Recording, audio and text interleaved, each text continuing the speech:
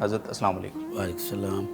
Again شکریہ جی آپ کے وقت کا، بڑی مہربانی، آپ سے ہی مل کے بڑی خوشی ہوئی، تشریف لائے آپ۔ جزاکم اللہ۔ جامعہ دارالعلوم حقانیہ کے متعلق عموماً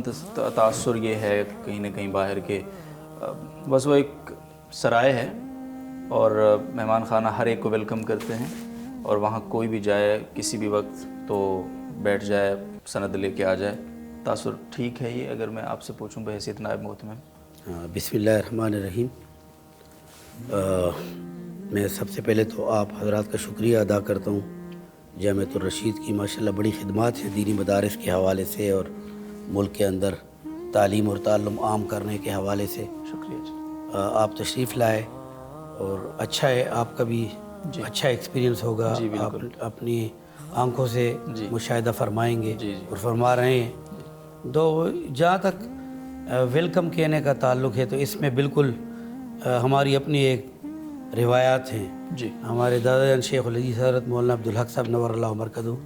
کا ایک ایسا فقیرانہ انداز تھا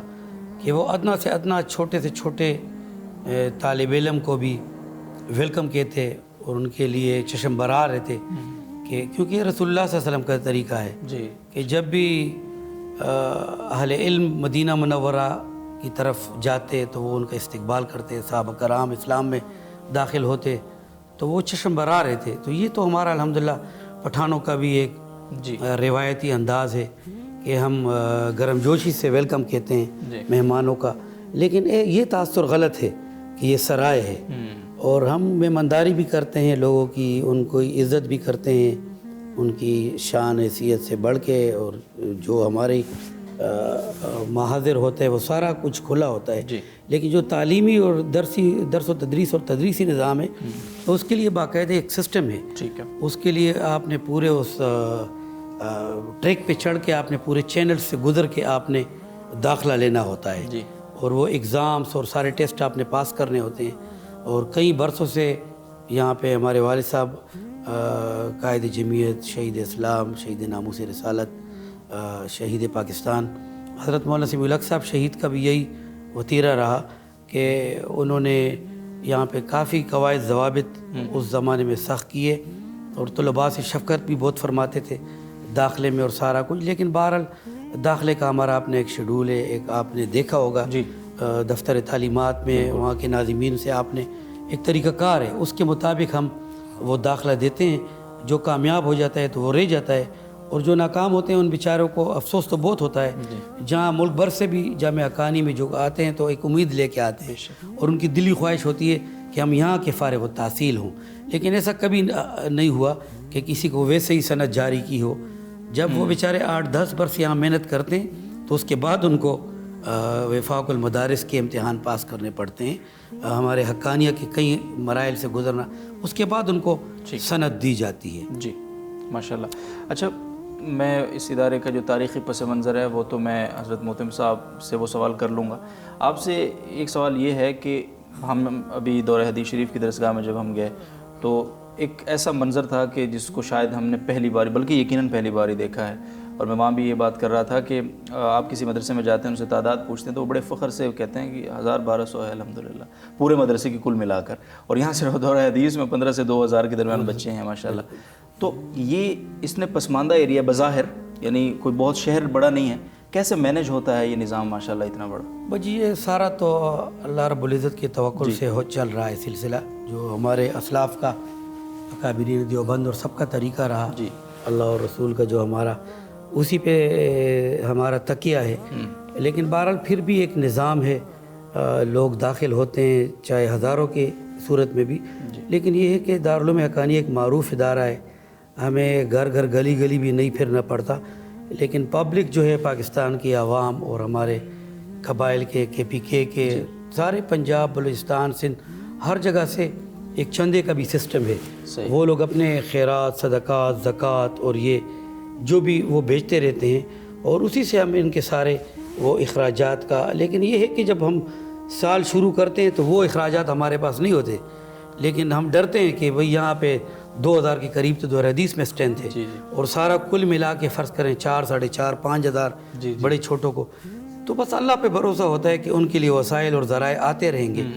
تو بہرحال ہم ان کو مینیج کر لیتے ہیں، کیونکہ آپ نے دیکھا ایک بہت بڑا دارالحدیث ہے، اس میں آواز کا سسٹم بھی بہترین ہے، اور سارا لائٹنگ کا بھی سسٹم ہے، اساتذہ مائک سے پڑھاتے ہیں، اور یہ ہے کہ طلباء خود زیادہ روحانیت پہ یا یقین رکھتے ہیں تو وہ خود ہی ڈسپلن میں آتے ہیں، اور زیادہ ادارے کو یا اساتذہ کو یا معتمین کو تنگ نہیں کرتے، بلکہ وہ فخر محسوس کرتے ہیں کہ کس طریقے سے ہمارا سال 2 سال یا پوری مدت حقانیہ میں گزر جائے، تو الحمدللہ مینیج ہو جاتا ہے۔ جی شکریہ بہت۔ اچھا حضرت شہید اسلام سیدنا محسن رسالت جن کا ذکر بھی آپ نے فرمایا، حضرت مولانا سمیع الحق شہید رحمۃ اللہ علیہ، ان کے جانے کے بعد پارٹی کو لے کر چلنا اور ان کی لیگیسی کو کیری کرنا ظاہر ہے، اور پھر ادارے کی ذمہ داریوں میں اضافہ ہوا ہوگا یقیناً ان کے جانے کے بعد، تو کیسے ان کے یہ جو گیپ ہے ان کی شخصیت کا، یہ خلا کیسے پر ہو رہا ہے، وہ کیسے کیا کہیں گے؟ آپ درست فرما رہے ہیں، بظاہر تو ہمارے اسلاف اور اکابر جب چلے جاتے ہیں تو یقیناً ان کا گیپ پر تو نہیں کیا جا سکتا، ہر آدمی کا اپنا ایک انداز ہوتا ہے، اپنا ایک مقام ہوتا ہے، ان کی پوری زندگی اس راستے میں کھپ گئی تھی، اور 83 ایئرس میں انہوں نے شہادت پائی، تو وہ بتاتے تھے کہ میں 8 9 10 برس کا تھا جب میں نے جدوجہد شروع کی اپنے والد شیخ الحدیث مولانا عبدالحق صاحب رحمۃ اللہ علیہ کے ہمراہ، اور وہ جدوجہد کیا تھی؟ وہ یہی جب ایک مسجد سے آپ شروع کریں اور اس کو دیوبند ثانی حقانیہ میں آپ کنورٹ کریں، تو اس میں بڑا عرصہ لگا ہے، یعنی ان کی ایسا سمجھ لیں کہ پوری زندگی شیخ الحدیث مولانا عبدالحق صاحب جد امجد رحمۃ اللہ علیہ کی سب کی، یعنی انہوں نے پوری ایک عظیم ادارہ چھوڑا ہے، ہم جیسے کمزور نوجوانوں کے حوالے کیا ہے، لیکن میں سمجھتا ہوں کہ اس میں اللہ تعالیٰ کی مدد شامل حال ہے، ہم تو نہ اس مقام پہ ہیں نہ اتنی ہماری خدمات ہیں، لیکن انہوں نے ایک ٹریک چھوڑا ہے، ایک راستہ نظریہ دیا ہے ہماری جماعت میں، اور ہمارے مل کے ساتھی جمعیت علماء اسلام پاکستان کی ٹیم، دفاع پاکستان کونسل کے پلیٹ فارم پہ، جمعیت کے پلیٹ فارم پہ، اور ہمارے مختلف دینی جماعتوں کے اتحاد کے ساتھ ہم مل کے اس نظریے کے لیے کام کر رہے ہیں کہ اس ملک کی ترقی ہو، فلاح و بہبود کے لیے ہم عوام کی کچھ کر سکیں، تو اس میں ہم عوام کے ساتھ بھی ہر وقت رابطے میں، وہ کام ہمارے لیے جو مولانا صاحب کے لیے بہت آسان تھا، ہمارے لیے تو مشکل ہے، لیکن جب آپ چھوٹوں پہ جب ذمہ داری آتی ہے تو اللہ تعالیٰ پھر توفیق دے دیتا ہے۔ اسی طرح ادارے کا بھی کام ہم مل کے پورا، ہمارا خاندان، ہمارا انتظامی امور کا ڈھانچہ، اہتمام کا ڈھانچہ، اور جو ہمارے اساتذہ کا ایک بہت بڑا سسٹم ڈھانچہ ہے، وہ سب مل کے الحمدللہ ہم حقانیہ کو آگے بڑھا رہے ہیں۔ تو میں سمجھتا ہوں کہ تھوڑی بہت بعض وقت ذہنی الجھنیں اور مشکلات آتی ہیں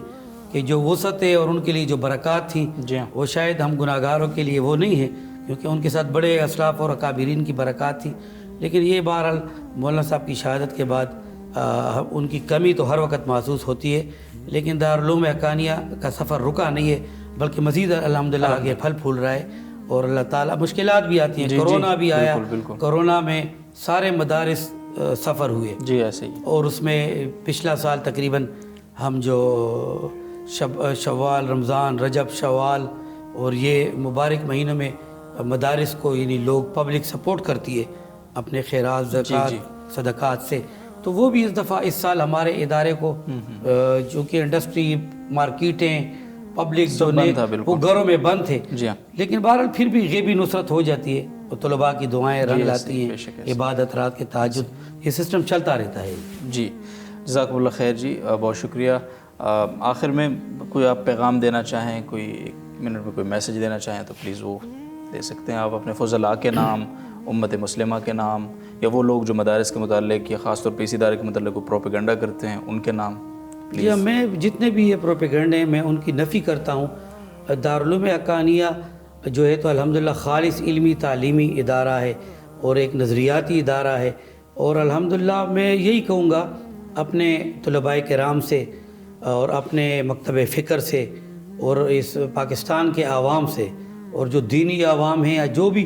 کہ خدا را پاکستان کو اگر آپ محفوظ اور مضبوط اور اعلیٰ ترقی کی طرف، اعلیٰ اقوام کی صفوں میں شمال کرنا چاہتے ہیں، تو میں سمجھتا ہوں کہ مسلکی اختلافات بھی نہیں ہونے چاہیے جو ہمارے اندر بہت زیادہ ہوتے ہیں، ہمارے علماء مسلک کی اختلافات کو اچھالتے ہیں، تو یہ اس کا زمانہ نہیں ہے. پوری دنیا آپ کو دیکھ رہی ہے کہ مسلمان کس طرف جا رہا ہے. تو میرے والد صاحب کی بھی یہ آواز تھی کہ اتفاق اور اتحاد امت مسلمہ میں، تمام علماء تمام مکاتب فکر میں ہونا چاہیے. تو تب دین جو ہے تو دین کی خدمت ہوگی، تبلیغ کی خدمت ہوگی، اور ہمارا ملک بھی پھلے گا پھولے گا، اور ہمارا مسلک بھی پھلے گا پھولے گا، اور مدارس بھی آگے مزید جائیں گے. اور اس سے جو امت مسلمہ کا جو ایک ہے شیرازہ بھی نہیں بکھرے گا. اور سب سے بڑی بات کہ پاکستان کی سالمیت رہے گی، اور پاکستان کے لیے ہم نے اور آپ سب نے ایک پیش پہ مل کے کام کرنا ہے. انشاءاللہ. شکریہ جی. جزاکم اللہ خیر جی، بہت شکریہ.